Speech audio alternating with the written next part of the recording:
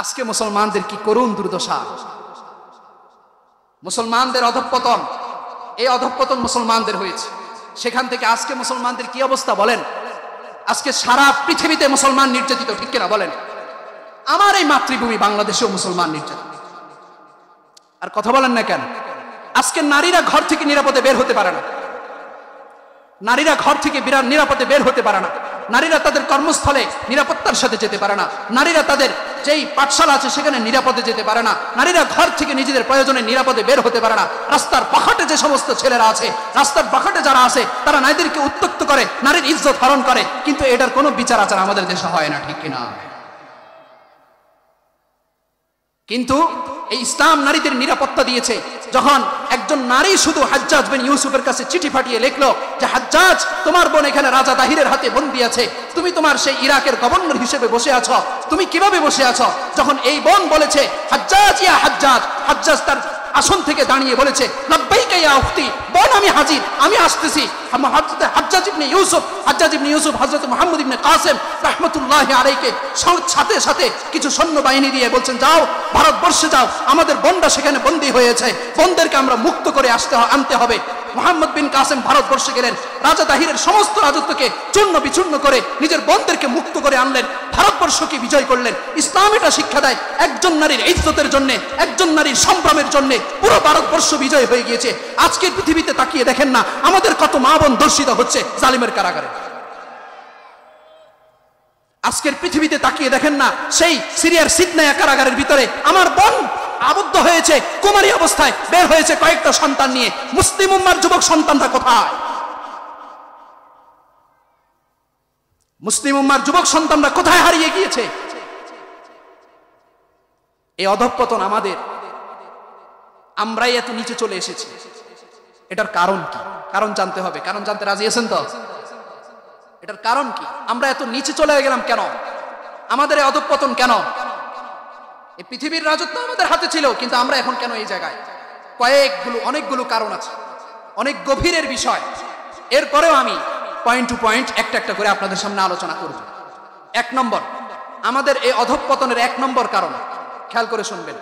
আমাদের অধঃপতনের 1 নম্বর কারণ হচ্ছে আমরা কোরআনুল কারীমের, কোরআনকে পূর্ণাঙ্গ রূপে জীবন বিধান হিসাবে মানতে রাজি নয়। আর কথা বলেন না, ঠিক কিনা? কোরআনকে আমরা আমাদের জীবন বিধান হিসেবে মানতে কি নয়?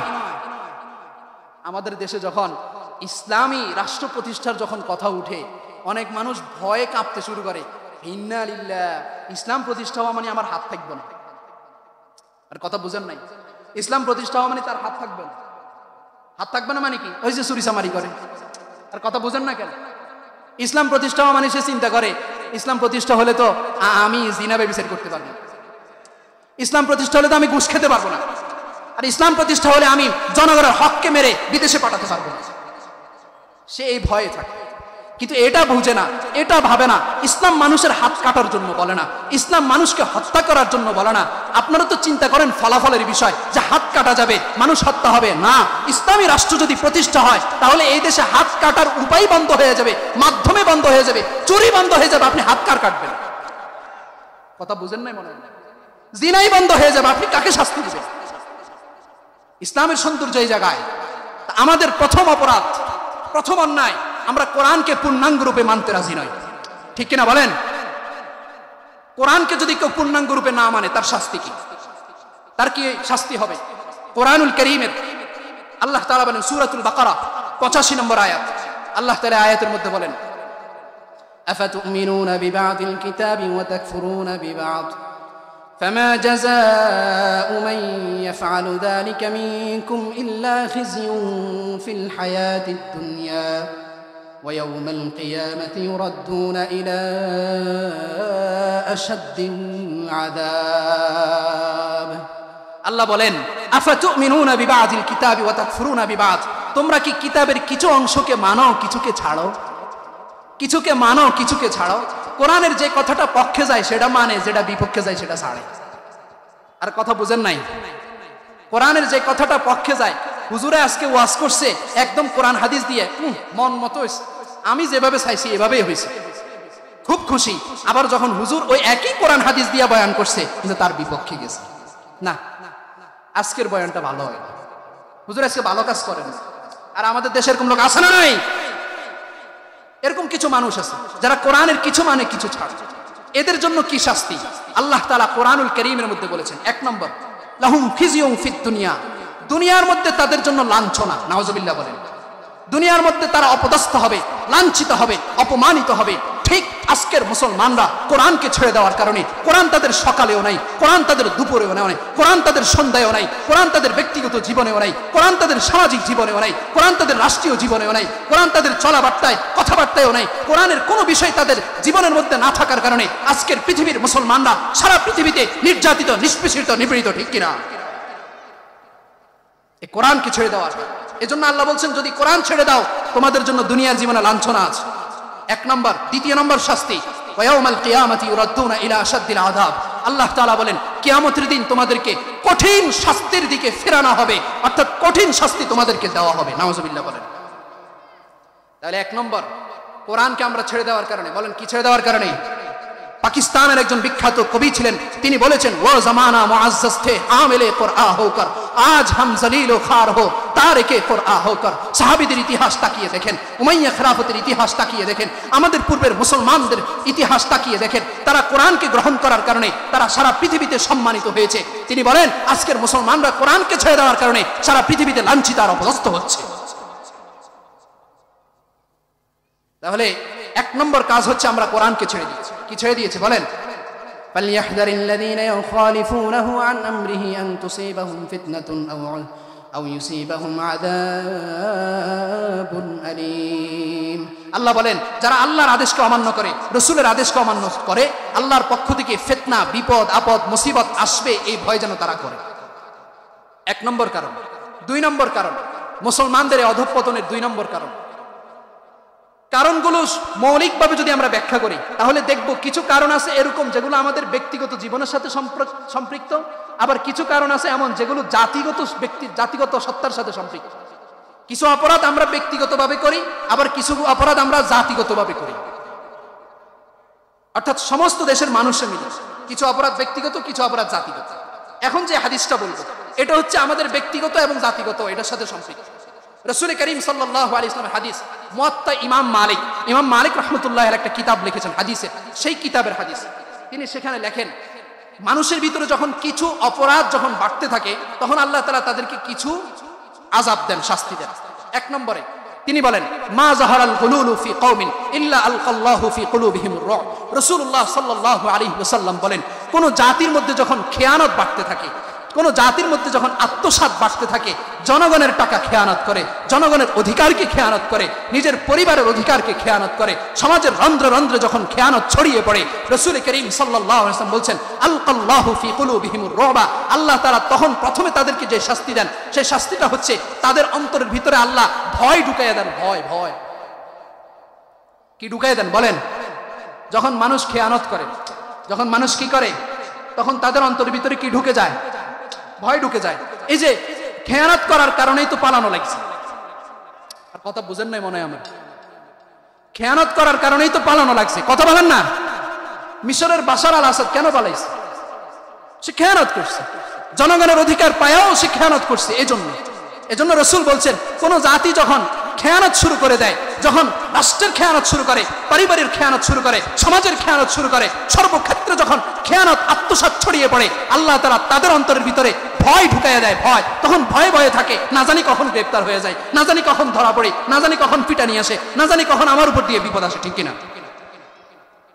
এক নম্বর। দ্বিতীয় নম্বর, ওয়ালা ফাশা ফীহিমুজ জিনা। রাসূল করিম বলছেন, কোন কওমের মধ্যে যখন জিনা ছড়ায়া যায়, কি ছড়ায়া যায় বলেন? কোন কওমের মধ্যে যখন জিনা ছড়ায় যায়, ইল্লা কাসুরা ফীহিমুল মাউত, তখন তাদের মধ্যে মৃত্যু বেড়ে যায়। যখন কোন কওমের মধ্যে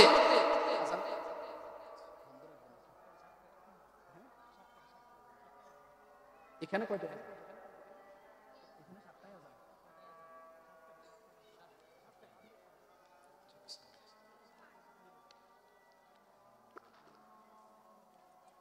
আমার সময়ও শেষ হয়ে আসছে, সেই জন্য আমি এখন খুব দ্রুত কথা বলবো, আপনারা কথাগুলো খেয়াল করে শুনবেন। তো বলছিলাম, রাসূলুল্লাহ সাল্লাল্লাহু আলাইহি ওয়াসাল্লাম বলছেন, দ্বিতীয় নম্বর, ওয়ালা ফাশা ফীহিমুজ জিনা। কোন জাতির মধ্যে যখন ব্যভিচার, জিনা, অন্যায়, বেবিচার বেড়ে যায়, বেবিচার জিনা বেড়ে যায়, লিভ টুগেদার বেড়ে যায়, বিবাহ বহির্ভূত সম্পর্ক যখন কোনো জাতির মধ্যে বেড়ে যায়, রাসূল বলছেন কাসুরা ফীহিমুল মউত, তাদের মধ্যে মৃত্যু বেড়ে যায়। কি বাড়ে বলেন? ডাস্টবিনে নবজাতকের লাশ পাওয়া যায় কিনা? কথা বুঝেন নাই? নারী আর ছেলে আর মেয়ে একসাথে প্রেম করছে, এখন বিয়ের প্রলোভন দেখাইছে, সবকিছু হয়ে যাওয়ার পরে এখন আর বিয়ে করতেছে না, নারী তখন গলায় ফাঁস দিয়ে মৃত্যুবরণ করে কি করে না? মৃত্যুর হার বেড়ে যাবে, মৃত্যুর সংখ্যা বেড়ে যাবে। প্রিয় দোস্ত, প্রিয় দোস্ত, যুবক ভাইরা খেয়াল করে একটা কথা শুনেন। আমাদের কাছে মনে হচ্ছে ইউরোপের ভিসা যখন আমরা পাই তখন ওদিকে দৌড়ানো শুরু করি, যখন আমেরিকা ইউরোপের কথা শুনে আমরা সেদিকে দৌড়ানো শুরু করি। শুনে রাখেন, মনে রাখবেন, আমেরিকা ইউরোপের মধ্যে সে সমস্ত উন্নত দেশের মধ্যে পারিবারিক বন্ডিং নাই, পারিবারিক শিক্ষা নাই, না থাকার কারণে তাদের ভিতরে জিনা বেশি হয়ে যাচ্ছে, তাদের ভিতরে বেবিচার বেশি ছড়ায় গেছে। এজন্য আমেরিকার অবস্থা এখন কেমন জানেন? সারা পৃথিবীর মধ্যে সবচেয়ে হতাশাগ্রস্তদের তালিকার দ্বিতীয় নম্বরে আমেরিকা, এক নম্বরে ইউক্রেন, দ্বিতীয়তে আমেরিকা, তৃতীয়তে অস্ট্রেলিয়া, চতুর্থতে অস্ট্রেলিয়া। যে সমস্ত দেশে যাওয়ার স্বপ্ন দেখি আমরা, তারা সুখে নাই। কি জন্য সুখে নাই? কারণ তাদের দেশের মধ্যে বিবাহ নাই, তারা লিভ টুগেদার করে, তারা স্বামী স্ত্রী নাই, তারা ছেলে মেয়ে একে অপরের সাথে অবাধ যৌনাচার করে। এটা করার কারণে তাদের ভিতরে কোনো শান্তি নাই, পারিবারিক বন্ডিং নাই, তাদের মধ্যে মৃত্যুর হার দিন দিন বাড়তেছে। দেখেন রাসূলের কথার সাথে কি সুন্দর মিলে যাচ্ছে। এজন্য আমাদের দেশেও যদি এরকম চলা শুরু করে, চলতেছে তো আমাদের দেশে, এই বাংলাদেশে ওপেন কনসার্ট হচ্ছে আর্মি স্টেডিয়ামে, যেখানে নারী পুরুষ একসাথে এক অপরের সাথে থাকতেছে, চলতেছে, লিভ টুগেদার করতেছে, ঠিক কিনা? আসতেছে আজকে কয় তারিখ? আজকে কয় তারিখ? আগামীকাল। এরপরে কিছু একটা আছে নাকি? কি আছে? 31st নাইট আছে না আমাদের দেশে? এই মাইজদি শহরে হয়তো আতশবাজি ফুটানো হয় কিনা, হ্যাপি নিউ ইয়ার বলে বাস একসাথে সবাই শুভ নববর্ষ বলে উদযাপন করে কি করে না? বারবিকিউ পার্টি হয় কিনা, হাঁস পার্টি হয় কিনা আমাদের দেশে? নতুন বছরকে উপলক্ষ করে শুনে রাখেন, এই 31st নাইট যে উৎসব, এই উৎসব মুসলমানদের উৎসব নয়, হারাম হারাম হারাম, এটা আমাদের উৎসব নয়। এজন্য এটা থেকে বিরত থাকতে হবে। আমি আমার আলোচনা চলে যাচ্ছি, দুইটা গেল। 3 নম্বরে রাসূলুল্লাহ সাল্লাল্লাহু আলাইহি ওয়াসাল্লাম বলছেন, ওয়ালা নাকাসা কওমুন আল মিকিয়ালা ওয়াল মিজানা ইল্লা মুনিউ মিনাল রিজকি। যখন কোন জাতি যখন ওজনে কম দেওয়া শুরু করে, খাদ্যে ভেজাল দেওয়া যখন শুরু করে, আল্লাহ তাআলা তাদের থেকে রিজিক উঠায় আনেন। নাউযুবিল্লাহি মিন যালিক। কি উঠায় আনেন বলেন? রিজিক। কয়টা গেল? 3 নম্বর। 4 নম্বর, রাসূল করিম সাল্লাল্লাহু আলাইহি ওয়াসাল্লাম বলছেন, ওয়ালা হাকামা কওমুন বিগাইরি হাক্কিন ইল্লা কাসুরা ফীহিমুদ দাম। কোন জাতির মধ্যে যখন বিচার বহির্ভূত অন্যায়ভাবে বিচার করা হবে, যখন কোন জাতির মধ্যে অন্যায়ভাবে বিচার করা হবে, কোনো এভিডেন্স নাই, কোনো ধরনের শক্ত প্রুফ নাই, এরপরেও 12 বছর পর্যন্ত কোরআনুল কারীমের পাখিকে কারাগারে বন্দী করে রাখা হয়েছে। এভাবে যখন অন্যায়ভাবে যখন বিচার করা হবে, বিচার ব্যবস্থা যখন থাকবে না, রাসূল করিম সাল্লাল্লাহু আলাইহি ওয়াসাল্লাম বলছেন কাসুরা ফীহিমুদ দাম, তখন তাদের মধ্যে খুনাখুনি বাড়বে। আরে বলেন না, কি বাড়বে? খুনাখুনি বাড়বে। এই যে 2000-এর অধিক প্রাণ যে চলে গিয়েছে, এটা কিসের কারণে? অন্যায়ভাবে বিচার করার কারণে। রাসূলের কথা। এরপরে রাসূলুল্লাহ সাল্লাল্লাহু আলাইহি ওয়াসাল্লাম বলছেন, ওয়ালা খাতারা কওমুন বিল আহদি ইল্লা সাল্লাল্লাহু আলাইহিমুল আদুবা। কোন জাতি যখন আল্লাহর অঙ্গীকারকে ভঙ্গ করে, আল্লাহ যেভাবে চলতে বলেছেন সেভাবে যখন কোনো জাতি চলে না, রাসূল যেভাবে চলতে বলেছেন সেভাবে যখন কোনো জাতি চলে না, আল্লাহর বিধানকে যখন তারা বাস্তবায়ন করে না, আল্লাহর রাসূল বলেন, তখন আল্লাহ তাআলা বহিরাগত শত্রু তাদের উপরে চাপাইয়া দেন। আমাদের ঠিক এই অবস্থা চলছে। আমরা আল্লাহর বিধানকে মেনে নিতে পারি নাই, এজন্য বহিরাগত শক্তি আমাদের উপরে চাপিয়ে আছে। আর কথা বুঝেন না কেন? এই অপরাধগুলোর কারণে আমাদের অধঃপতন। দুইটা গেল। 3 নম্বর, আমাদের অধঃপতনের 3 নম্বর কারণ হচ্ছে মুসলিম ভ্রাতৃত্বকে আমরা ভুলে গিয়েছি। মুসলমানদের ভিতরে ভ্রাতৃত্বের সম্পর্ক এখন আর নাই, একে অপরের ভাই নেই, বরং সুযোগ পাইলে একে অপরকে কিভাবে বিপদে ফেলতে পারি, কিভাবে একে অপরের ক্ষতি করতে পারি, আমাদের ভিতরে এখন এই চিন্তার টেনশন, ঠিক কিনা? অন্যায়ভাবে আরেকজনকে কিভাবে মামলা দেওয়া যায়, অন্যায়ভাবে কিভাবে আরেকজনকে ফাঁসায় দেওয়া যায়, কিভাবে একটা মিথ্যা ঘটনা বানায় আরেকজনকে ফাঁসায় দেওয়া যায়, এই চিন্তা চেতনা আমাদের ভিতরে ঘুরে। রাসূলুল্লাহ সাল্লাল্লাহু আলাইহি ওয়াসাল্লাম হাদিসের মধ্যে বলেছেন, আল মুসলিমু আখুল মুসলিম, মুসলমান মুসলমানের ভাই, লা ইয়াজলিমুহু ওয়া লা ইয়াশতিমুহু। কোন মুসলমান মুসলমানের উপরে জুলুম করতে পারে না, কোন মুসলমান মুসলমানকে কখনো গালি দিতে পারে না। মান ফাররাজা আন মুসলিমিন কুরবাতান ফাররাজাল্লাহু বিহা আনহু কুরবাতাম মিন কুরাবি ইয়াউমিল কিয়ামা। কোন ব্যক্তি যদি কোন মুসলমান থেকে একটা একটা বোঝাকে সরাইয়া দেয়, কোন মুসলমান থেকে যদি একটা কষ্টের বিষয়কে সরাইয়া দেয়, তাহলে রাসূল বলছেন কাল কিয়ামতের ময়দানে আল্লাহ তাআলা তার বোঝাকে সরাইয়া দিবেন। ওমান সাতারা মুসলিমান সাতারাহুল্লাহু ইয়াউমাল কিয়ামা, কোন মুসলমান যদি কোন মুসলমানের দোষকে গোপন করে, তা আল্লাহ তাআলা কিয়ামতের দিন তার দোষকে গোপন করবেন। সুবহানাল্লাহ বলেন না। আমাদের ভিতর থেকে ভ্রাতৃত্ব চলে গিয়েছে, মুসলমানদের এই ভ্রাতৃত্ব চলে গিয়েছে, মুসলমানরা একে অপরের ভাই। রাসূল করিম সাল্লাল্লাহু আলাইহি ওয়াসাল্লাম হাদিসের মধ্যে বলেছেন আল মুমিনু লিল মুমিনি কাল বুনিয়ান, মুসলমান একে অপরের জন্য ওয়ালের মতো। ওয়াল আমাদের দেশে ওয়াল যখন গাঁথুনি দেয় তখন এক ইটের পরে এক ইট, এক ইটের পরে আরেক ইট দিয়ে এভাবে ওয়াল গাঁথে না? আর বলেন না, এভাবে ওয়াল গাঁথুনি দেয়। তখন রাসূলুল্লাহ সাল্লাল্লাহু আলাইহি ওয়াসাল্লাম বলছেন মুসলমান একে অপরের জন্য ওয়ালের গাঁথুনির মতো, যেভাবে এক ইটের পর আরেক ইট, এক ইটের উপর আরেক ইট এভাবে দিয়ে গাঁথে, মুসলমান একে অপরের জন্য এরকম ইয়াসুদ্দু বা'দুহু বা'দা ওয়া শাব্বাকা বাইনা আসাবিহি। সাহাবী বলেন রাসূল দেখাচ্ছেন আর নিজের আঙ্গুলের মধ্যে এভাবে একটার ভিতর আরেকটা ঢুকাইয়া দিয়ে বলছেন মুমিন একে অপরের জন্য এরকম। সুবহানাল্লাহ বলেন না। একে অপরকে মজবুত করবে, একে অপর যখন একজন বিপদে পড়বে আরেক মুসলমান এগিয়ে আসবে। যখন ফিলিস্তিনে হামলা হবে তখন সারা বিশ্বের মুসলমানরা ঐক্যবদ্ধ হয়ে ফিলিস্তিনের জন্য দাঁড়িয়ে যাবে। এটা ইসলামের শিক্ষা, মুসলিমদের ভ্রাতৃত্ব। কোরআনুল কারীমের মধ্যে আল্লাহ তাআলা আমাদেরকে এটাই শিখিয়েছেন, ইন্নামাল মুমিনুনা ইখওয়া, সমস্ত মুমিনরা একে অপরের ভাই। সমস্ত মুমিনরা একে অপরের কি ভাই? ফাসলিহু বাইনা আখওয়াইকুম ওয়াত্তাকুল্লাহা লাআল্লাকুম তুরহামুন। আল্লাহ বলছেন তোমরা সুতরাং একে অপরের মাঝে সুন্দর সমাধান করো, একে অপরের ভিতরে বেজাল লাগাইও না। কি লাগাইও না? বেজাল লাগাইও না। লা তাফাররাকু ওয়াতাসিমু বিহাবলিল্লাহি জামিআ ওয়া লা তাফাররাকু, তোমরা আল্লাহর রজ্জুকে, কোরআনকে, দ্বীনকে সুন্দরভাবে আঁকড়ে ধরো, তোমাদের ভিতরে বিভেদ সৃষ্টি করো না। আতিউল্লাহ ওয়া রাসূলাহু, তোমরা আল্লাহ আল্লাহর রাসূলের আনুগত্য করো। ওয়া লা তানাযাউ ফাতাফশালু ওয়া তাযহাবা রিহুকুম, কোরআনে আল্লাহ বলছেন যদি তোমরা পরস্পর ঝগড়া করো তাহলে তোমাদের ভিতর থেকে কি হবে? তোমাদের ভিতরটা দুর্বল হয়ে যাবে, তোমাদের ভিতরটা দুর্বল হয়ে যাবে। ফাতাযহাবা রিহুকুম, তোমাদের শক্তি কমে যাবে। সুতরাং আমাদের অধঃপতনের 3 নম্বর কারণ হচ্ছে মুসলিমদের ভ্রাতৃত্ব ভুলে যাওয়া। আমরা মুসলমানরা ভ্রাতৃত্ব ভুলে গিয়েছি। আমাদের ভিতরে এখন কি ঢুকছে জানেন? ন্যাশনালিটি ঢুকছে। কি ঢুকছে? ন্যাশনালিজম। আর বলেন না আমাদের ভিতরে কি ঢুকছে? ন্যাশনালিজম। কি ন্যাশনালিজম? অর্থাৎ ফিলিস্তিনে যদি কোনো মুসলমান মারা যায় তা আমরা বলি আমি বাংলাদেশি, আমি কি করব? আর কথা বুঝেন নাই? ফিলিস্তিনে যদি কোনো মুসলমান মারা যায় তা আরবের শাসকরা বলে আমরা কি করব? তারা ফিলিস্তিনের, আমরা আরব। কথা বুঝেন নাই মনে হয়? আমাদের ভিতরে এই অদৃশ্য কাঁটাতারের বেড়া ইংরেজ বেনিয়ারা ফরাসি বিপ্লবের পরে আমাদের ভিতরে ঢুকাইয়া দিয়েছে। সমস্ত মুসলমানদেরকে দেশের নামে বিভাজন করে দিয়েছে। মুসলমানরা যত কিছু হোক না কেন, দেশ ভূখণ্ড আলাদা হতে পারে, কিন্তু ঈমানের প্রশ্নে মুসলমানরা এক। কোন মুসলমান জাতি যদি, কোন মুসলমান ভাই যদি পৃথিবীর কোন ভূখণ্ড যদি নির্যাতিত হয়, সারা বিশ্বের সমস্ত মুসলমানদের উপরে দায়িত্ব তার পক্ষে দাঁড়িয়ে যাওয়া, তার পক্ষে কথা বলা, তার জন্য মার্চ করা, তার জন্য আন্দোলন করা। কথা বলেন ঠিক কিনা? এই ভ্রাতৃত্ব যেদিন আমাদের মাঝে ফিরে আসবে সেদিন আবার আমাদের সেই সোনালী ঐতিহ্য ইনশাআল্লাহ ফিরে আসবে। কয়টা গেছে? 3 নম্বর গেল। 4র্থ নম্বর আমাদের অধঃপতনের আরেকটা কারণ, এই কারণটা হাদিস থেকে স্পষ্টভাবে বোঝাই। সুনান আবি দাউদের বর্ণনা, রাসূল করিম সাল্লাল্লাহু আলাইহি ওয়াসাল্লামের বিখ্যাত সাহাবী হযরত সাওবান রাদিয়াল্লাহু তাআলা আনহু, তিনি একদিন বলেন যে একদিন রাসূলুল্লাহ সাল্লাল্লাহু আলাইহি ওয়াসাল্লাম আমাদেরকে বলতেছেন ইউশিকুল উমাম তাদাআ আলাইকুম কামা তাদাআ আল আকিলাতু ইলা কাসআতিহা। রাসূল করিম বলছেন শুনে রাখো, যেরকম কয়েকজন খাদক যারা খায় এরা যেরকম একসাথে হয়ে একটা প্লেটের মধ্যে একসাথে খাওয়ার জন্য একে অপরকে আহ্বান করে, এমন একটা সময় অচিরেই আসবে যখন সারা পৃথিবীর সমস্ত কাফের মুশরিকরা এক হয়ে মুসলমানদেরকে নির্যাতন করার জন্য তারা জোট গঠন করবে।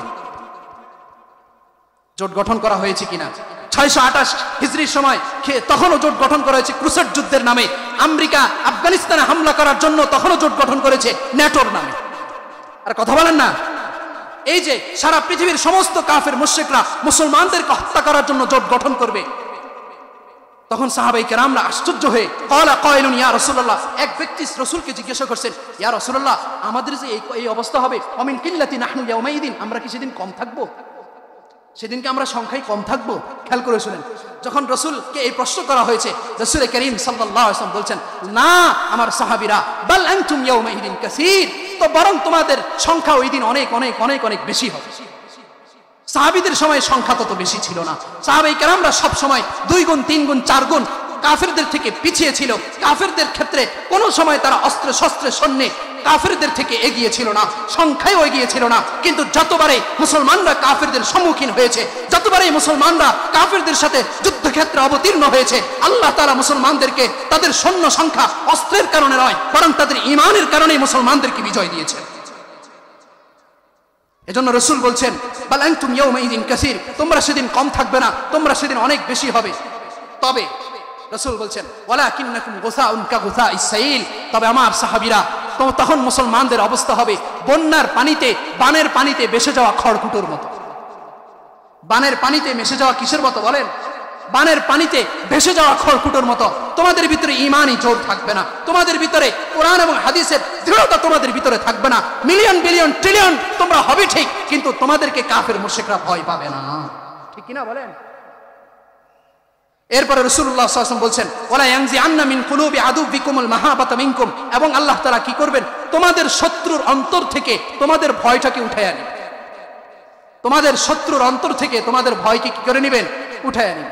সারা পৃথিবীতে বর্তমান সময়ে, আমি বলছি না, সমস্ত ভূরাজনৈতিক যারা এই গ্লোবালাইজেশন যুগে যারা বিশ্লেষণ করে, তাদের সবার বিশ্লেষণ অনুযায়ী বর্তমান সময়ে অস্ত্রের দিক থেকে মুসলমানরা এগিয়ে, বর্তমান সময়ে সৈন্যের দিক থেকে মুসলমানরা এগিয়ে, মুসলমানদের 57টা দেশ, বর্তমান সময়ে উন্নত বিজ্ঞান প্রযুক্তির দিক থেকে মুসলমানরা এগিয়ে, বর্তমান সময়ে সমর বিদ্যা কৌশলের দিক থেকে মুসলমানরা এগিয়ে। কিন্তু আমরা সব দিক থেকে এগিয়ে থাকলেও আজকে সারা পৃথিবীতে একমাত্র নির্যাতিত নিষ্পেষিত মুসলমানরাই, ঠিক কিনা?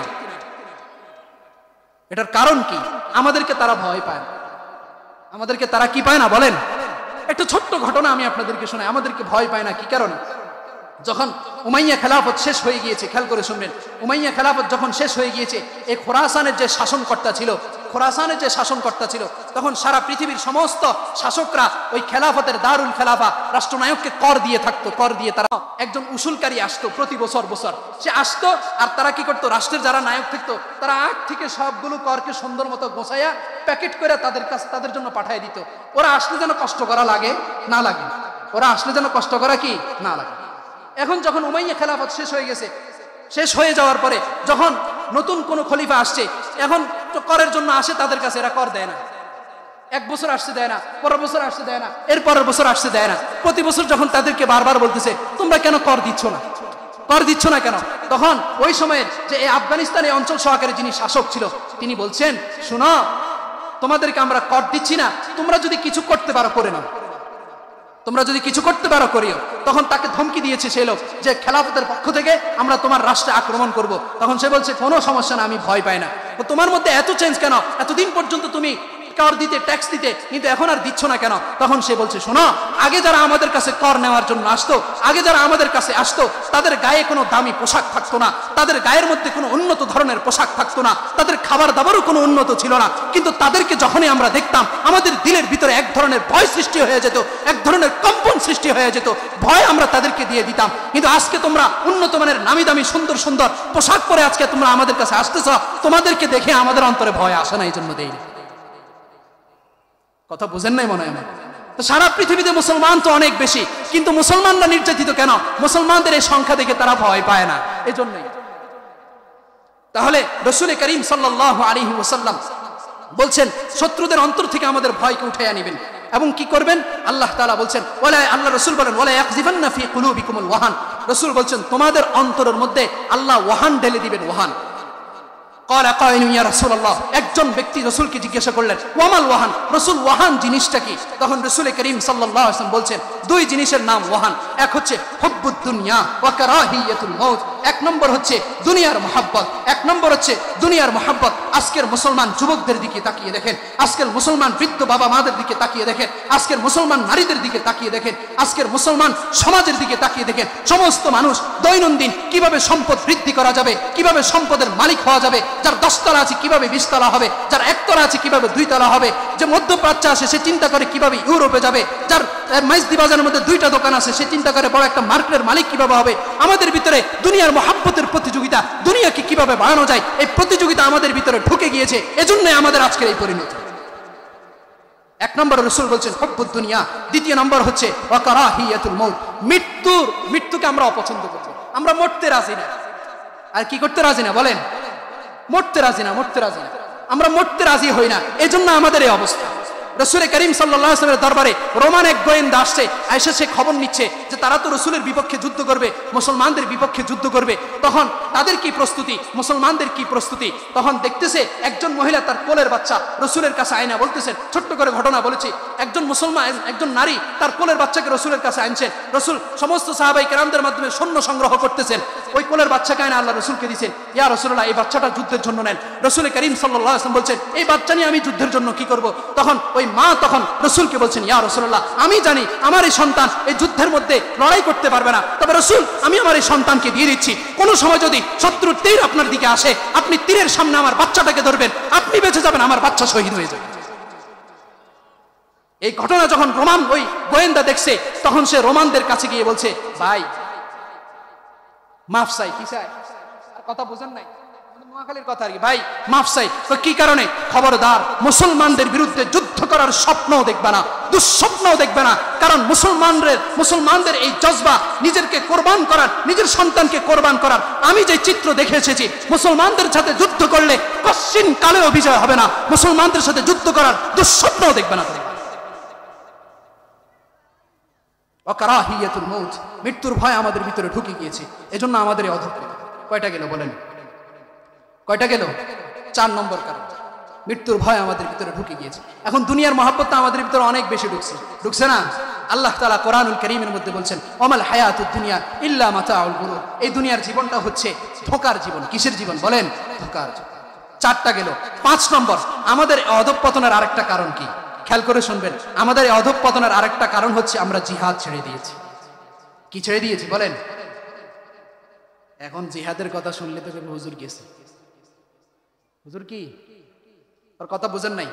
হুজুর ওই পার্টি, কি পার্টি? কথা বুঝেন নাই মানে আমার? হুজুর ওই পার্টি মানে বুঝেননি? জঙ্গি কি জেএমবি। হুজুর তো গেছে। জিহাদের কথা বলা মানে হুজুর জঙ্গি, আর কথা বুঝেন নাই। রাসূল বলতেছেন, শুনেন, আমি বলতেছি না, আমার বানানো কথা না। 5 নম্বর যে কারণটা আপনাদেরকে বলতেছি, রাসূল করিম সাল্লাল্লাহু আলাইহি ওয়াসাল্লাম বলছেন, যে হাদিস আমি আপনাদের সামনে পাঠ করেছি, এই হাদিসের মধ্যে রাসূলুল্লাহ সাল্লাল্লাহু আলাইহি ওয়াসাল্লাম বলছেন, ইদা তাবায়াতুম বিল আইনা, রাসূল বলেন যখন তোমরা আইনা, এক প্রকার সুদী কারবারি, আইনা এটার ব্যাখ্যার প্রয়োজন আছে, এখন সময় নাই জন্য করতেছেন। আইনা ধরেন এক প্রকার সুদী কারবারি, যখন তোমরা এটা করবে, ওয়া আখাযতুম আযনাবাল বাকরে ওয়া রাদিতুম বিযরঈ, যখন তোমরা খেত খামার চাষাবাসে যখন তোমরা সন্তুষ্ট হয়ে যাবে, অর্থাৎ যখন তোমরা দুনিয়া নিয়ে ব্যস্ত থাকবে, ওয়া তারাকতুমুল জিহাদ, এবং যখন তোমরা আল্লাহর রাস্তায় আল্লাহর দ্বীনকে বিজয় করার জন্য নিজের জীবনকে উৎসর্গ করা যখন তোমরা ছেড়ে দিবে, নিজেদের জান মালকে উৎসর্গ করা যখন ছেড়ে দিবে, আল্লাহ রাসূল বলছেন, সাল্লাল্লাহু আলাইকুম যুল্লান লা ইয়ানজিউ হাত্তা তারজিউ ইলা দীনিকুম, আল্লাহ তাআলা তোমাদের উপরে লাঞ্ছনাকে চাপায়া দিবেন, আল্লাহ তাআলা তোমাদের উপরে অপদস্থতাকে চাপায়া দিবেন, সারা বিশ্বের মানুষ তোমাদেরকে লাঞ্ছিত করবে, তোমরা যদি দ্বীনের দিকে ফিরে না আসো, কেউ তোমাদের থেকে এই লাঞ্ছনা উঠায় নিতে পারবে না। কে বলছেন? রাসূল বলছেন। সুতরাং জিহাদ ছেড়ে দেওয়া, মুসলমান নিজেদের অধিকার আদায়ের আন্দোলন ছেড়ে দেওয়ার কারণে আজকে মুসলমানরা নির্যাতিত, নিষ্পেষিত। মানবাধিকার নামে কত কিছু সারা পৃথিবীতে আছে। আমাদের হাবিবুল্লাহ মিসবাহ সাহেব রাহমাতুল্লাহি আলাইহি, চাটখিলের আমাদের এই নোয়াখালীর সূর্য সন্তান ছিলেন, তিনি বলতেন মানবাধিকারের মধ্যে যে জাতিসংঘ আছে, এটা জাতিসংঘ, এটা হচ্ছে জাতে বেজাতে যে সংঘ, এটার কয় জাতিসংঘ। আর কথা বুঝেন নাই? জাতে বেজাতে যে সংঘ হয় এটারই কি কয়? জাতিসংঘ। আসলে এরা মানবাধিকারের কথা বলে, মুখে বড় বড় কথা বলে আমরা মানবাধিকারের পক্ষে। ফিলিস্তিনে মানুষ মরতেছে, তারা এসে ঢাকায় অফিস খুলতে চাইতেছে। কথা বুঝেন না? মানুষ মারে কোথায়? মানুষ মারে ফিলিস্তিনে, আর তারা এসে ঢাকায় অফিস। কত ধরনের, কত বড় বাটফার, চিন্তা করে দেখেন। তাহলে মানবাধিকারের কথা তারা বলে, আসলে মানবাধিকার তারা রক্ষা করে না, ঠিক কিনা বলেন? তাহলে এই জন্যে মুসলমান যখন জিহাদকে ছেড়ে দিবে, তখন মুসলমানদের মধ্যে এই অধঃপতন নেমে আসবে। কয়টা গেল? আর বলেন না কয়টা গেছে? 5টা। 6 নম্বর, মুসলমানদের অধঃপতনের আরেকটা কারণ হচ্ছে আমরা যোগ্য নেতাকে বেছে নেই না, যোগ্য নেতৃত্বকে আমরা বেছে নেই না। যেই লোকটা ইমানের কথা বলে, যেই লোকটা দেশের মধ্যে ইসলামকে বাস্তবায়নের কথা বলে, আমরা সেই নেতার পিছনে হাঁটতে রাজি না। যেই নেতা আমাদেরকে সকাল বিকাল চা খাওয়াইতে পারে, যেই নেতা কাঁচা কসকসে টাকা ছাড়তে পারে, তার পিছনে দৌড়াই, ঠিক কিনা? এক সাহাবী একদিন রাসূল করিম সাল্লাল্লাহু আলাইহি ওয়াসাল্লামের কাছে আসছেন, আয়েশা রাসূলুল্লাহ সাল্লাল্লাহু আলাইহি ওয়াসাল্লামকে বলছেন মাতা সাআ, রাসূল কিয়ামত কখন হবে? রাসূলকে যখন এই প্রশ্ন করছে, এই প্রশ্ন করার পরে আল্লাহ রাসূল আরেকজন সাহাবীদের সাথে কথা বলতেছেন, তখন উপস্থিত সাহাবায়ে কেরামদের মধ্যে কানাঘুষা শুরু হয়ে গেছে। রাসূল মনে হয় তার কথায় ভ্রুক্ষেপ করা নাই, রাসূল মনে হয় তার এই প্রশ্নটাকে অপছন্দ করছে। রসুল কথা চালিয়ে যাচ্ছেন, সেই লোকটা আবার রসুলকে জিজ্ঞাসা করছেন মাতা সাআ, রসুল কোনো উত্তর দিলেন না। রসুল ওই ব্যক্তির সাথে কথা বলা শেষ করে এবার রসুল জিজ্ঞাসা করছেন আইনা সাইল, কে জিজ্ঞাসা করছো আমাকে মাতা সাআ, কে জানে জিজ্ঞাসা করছো না কিয়ামত কবে হবে? তখন একজন সাহাবী বলছেন ইয়া রাসূলুল্লাহ আনা, আমি জিজ্ঞাসা করছি কিয়ামত কবে হবে। রাসূল করিম সাল্লাল্লাহু আলাইহি ওয়াসাল্লাম তখন ওই সাহাবীকে বলছেন ইদা দুইয়াতিল আমানা, যখন আমানতকে নষ্ট করে দেওয়া হবে তখন কিয়ামত হবে। যখন কি নষ্ট করা হবে? আমানত নষ্ট করা হবে। এ কথা বলার পরে তখন ওই সাহাবী জিজ্ঞাসা করলেন ইয়া রাসূলুল্লাহ আমানত নষ্ট কিভাবে হয়? আমানত নষ্ট কিভাবে হয়? রাসূল করিম সাল্লাল্লাহু আলাইহি ওয়াসাল্লাম বলছেন ইদা উসিদাতিল আমরু ইলা গায়রি আহলিহা, শুনে রাখো ইলা গায়রি আহলিহি। সাহাবী, যখন তুমি দেখবা সমাজের নেতৃত্ব এমন ব্যক্তিকে দেওয়া হচ্ছে যার সমাজকে পরিচালনা করার মোটেও যোগ্যতা নাই, সংসদে এমন ব্যক্তি যাচ্ছে যার একাডেমিক কোনো ব্যাকগ্রাউন্ড নাই, যখন তুমি দেখবে জাতির নিরাপত্তা বা জাতির কর্ণধার ওই সমস্ত ব্যক্তিরা হচ্ছে যারা জাতির কর্ণধার হওয়ার উপযুক্ত না, তখন রাসূল বলছেন এমন অবস্থা যখন দেখবা বুঝে নিবা কিয়ামত চলে আসছে। কথা বুঝেন নাই মনে হয় আমাদের দেশে এমন হয়েছে কি হয় নাই? আমি একজনকে চিনি যার স্কুলের বারান্দা দিয়েও সে হাঁটে, কিন্তু সে অনেক বড় নেতা। আছে না আমাদের দেশে এরকম? এজন্য রাসূল বলছেন ইদা দুইয়াতিল আমানা, আমানত যখন নষ্ট করে দেওয়া হবে তখন এই অবস্থা। এটা কত নম্বর কারণ গেছে? আর বলেন না কত নম্বর কারণ? 6 নম্বর।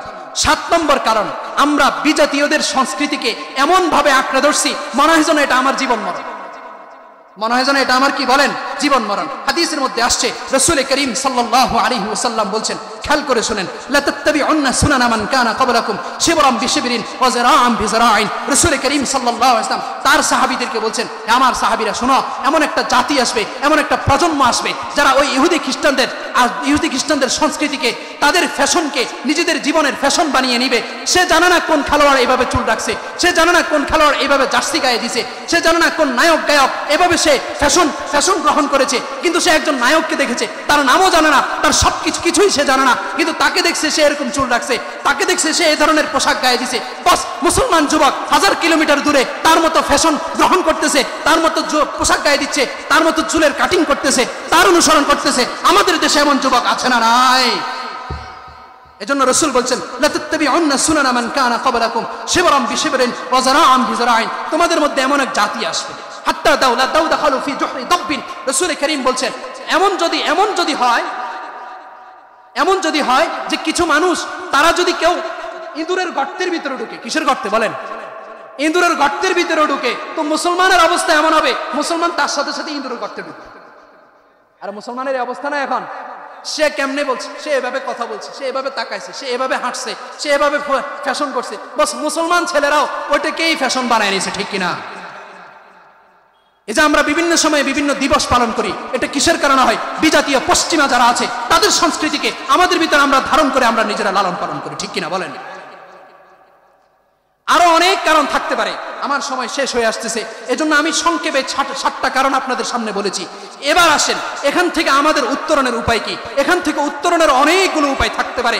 আমি শুধু ছোট্ট করে যে আয়াত আমি আপনাদের সামনে পাঠ করেছি, এই আয়াতের অর্থ এবং সামান্য ব্যাখ্যা করে উত্তরণের উপায়টা আমি বলে দিব। কোরআনুল কারীমের সূরাতুন নূর আয়াত নম্বর 55, আল্লাহ তাআলা সেই আয়াতের মধ্যে আমাদেরকে উত্তরণের সুন্দর একটা প্রসেস বলে দিয়েছেন। আল্লাহ তাআলা সেখানে বলছেন ওয়া'আদাল্লাহুল্লাযীনা আমানু মিনকুম ওয়া আমিলুস সালিহাত। আল্লাহ বলেন তোমাদের মধ্য থেকে যারা ঈমান আনবে, ঈমানকে মজবুত করবে, ঈমানের উপরে পাকাপোক্ত থাকবে, ওয়া আমিলুস সালিহাত এবং নেক কাজ করবে, সৎ কাজ করবে, নামাজগুলো ঠিকমতো পড়বে, রোজাটা ঠিকমতো রাখবে, এই যে অপরাধ যেগুলো বললাম যেগুলোর কারণে আমাদের অধঃপতন, সেগুলো থেকে বিরত থাকবে, আল্লাহ যেভাবে চলতে বলেছেন সেগুলো সেভাবে আদায় করবে, আল্লাহ যেগুলো থেকে নিষেধ করেছেন সেই নিষেধগুলোকে ছেড়ে দিবে। এভাবে ঈমান আর নেক আমল যদি আমার কোনো বান্দা করতে পারে, আল্লাহ তাআলা বলছেন আমি তোমাদেরকে 3 জিনিসের ওয়াদা, আমি তোমাদেরকে 3 জিনিসের প্রতিশ্রুতি দিচ্ছি। সুবহানাল্লাহ। কয় জিনিস? 3 জিনিস। তোমরা যদি ঈমান আর আমলকে ঠিকঠাক করতে পারো, 3 জিনিসের ওয়াদা, 3টা আল্লাহ বলছেন আমি দিয়ে দিব তোমাদেরকে। সুবহানাল্লাহ বলেন না? এক নম্বর আল্লাহ বলেন লা ইস্তাখলিফান্নাহুম ফিল আরদি কামা ইস্তাখলাফাল্লাযীনা মিন ক্বাবলিহিম। এ আমার বান্দারা শুনে রাখো, যদি ঈমান আর আমলকে ঠিক করতে পারো তাহলে পূর্বেকার উম্মতদেরকে, পূর্বেকার নবীর জাতিদেরকে, পূর্বেকার নবীদেরকে আমি যেভাবে রাষ্ট্রের ক্ষমতা দিয়েছি, আমি যেভাবে দেশের ক্ষমতা দিয়েছি, আমার বান্দারা শুনে রাখো, ঈমান আর আমলকে ঠিক করো, তাহলে আমি আল্লাহ বলছি তোমাদের দেশের ক্ষমতা, তোমাদের রাষ্ট্রের ক্ষমতা আমি তোমাদের হাতে দিয়ে দিব। সুবহানাল্লাহ। লা ইস্তাখলিফান্নাহুম ফিল আরদি কামা ইস্তাখলাফাল্লাযীনা মিন ক্বাবলিহিম, এক নম্বর পুরস্কার। দ্বিতীয় নম্বর ওয়ালা ইউমাক্কিনান্না লাহুম দীনাহুমুল্লাযী ইরতাদা লাহুম। আল্লাহ তাআলা বলছেন দ্বিতীয় পুরস্কার, যেই দ্বীনের জন্য তোমরা এত কষ্ট করতেছ, এই ইসলামকে আমি জমিনের মধ্যে প্রতিষ্ঠিত করে দিব। সুবহানাল্লাহ বলেন। কয়টা গেল? দুইটা। তিন নম্বর আল্লাহ তাআলা বলতেছেন ওয়ালা ইউবাদদিলান্নাহুম মিন বাদি খাউফিহিম আমনা। তোমরা যে ভয়ে ভীত সন্ত্রস্ত আছো, তোমাদের উপরে শত্রুরা 24 ঘন্টা বোম্বিং করতেছে, গোলা বারুদ তোমাদের উপরে নিক্ষেপিত হচ্ছে, তোমরা নির্যাতিত হচ্ছ, তোমাদের মা বোনরা ধর্ষিত হচ্ছে, তোমাদের বাবারা শহীদ হয়ে যাচ্ছে, তোমাদের সন্তানরা শহীদ হয়ে যাচ্ছে, তোমাদের ভূখণ্ডকে দখল করে নেওয়া হচ্ছে, তোমাদের ঘরবাড়িগুলোকে বুলডোজার দিয়ে গুড়িয়ে দেওয়া হচ্ছে, তোমাদের মসজিদগুলোকে শহীদ করে দেওয়া হচ্ছে।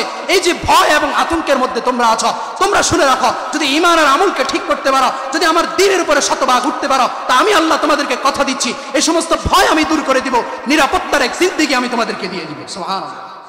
দেখেন না আফগানিস্তানে আমাদের ছাত্র ভাইরা কি সুন্দর এক নিরাপত্তার জিন্দেগি তাদের হচ্ছে। এজন্য আল্লাহ বলছেন ঈমান আর আমলকে ঠিক করো, এই তিনটা প্রতিশ্রুতি আমি তোমাদেরকে দিব। দেওয়ার পরে তোমাদের কাজ কি? তোমাদের কাজ হচ্ছে ইয়াবুদুনানি লা ইউশরিকুনা বি শাইআ। তোমাদের কাজ হচ্ছে তোমরা আমার ইবাদত করবা, আমার সাথে আর কাউকে শরীক করবা না। ওমান কাফারা বাদা যালিকা ফাউলাইকা হুমুল ফাসিকুন। আল্লাহ বলেন এরপরেও যদি আমি এই অফার দেওয়ার পরেও, আমি এই সলিউশন দেওয়ার পরেও, আমি এই সমাধান দেওয়ার পরেও যদি তোমরা আমার কথা না শোনো, তাহলে শুনে রাখো তোমরাই ফাসিক, তোমরাই পাপাচার, তোমাদের কপালে এই পরিণতি হওয়া ছাড়া দ্বিতীয় আর কোনো উপায়।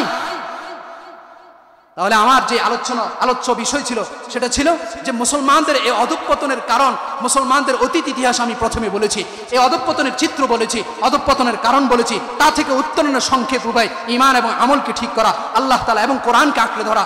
যে কথাগুলো বলেছি শুরু থেকে এ পর্যন্ত সবগুলো কথা ভুল ত্রুটি মাফ করে আমাদের সকলকে আল্লাহ তাআলা প্রথমে বুঝার তৌফিক দান করেন। বলেন আমিন। এরপর আল্লাহ তাআলা আমাদের সকলকে আমল করার তৌফিক দান করেন।